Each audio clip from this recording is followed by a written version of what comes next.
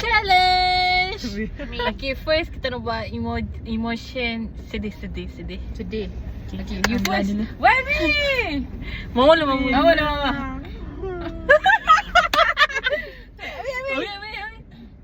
How sepo. Awak ada pasal ibu. Ambil feel.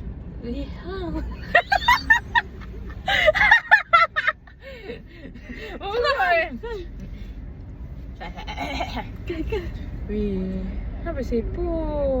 Dia dah kena ada juga wahai ham si bawah. Dia macam Pak Sepo sedih. tu. Wajib. Marah. Ha, mama go. Wei Hang. Wei Hang, gila.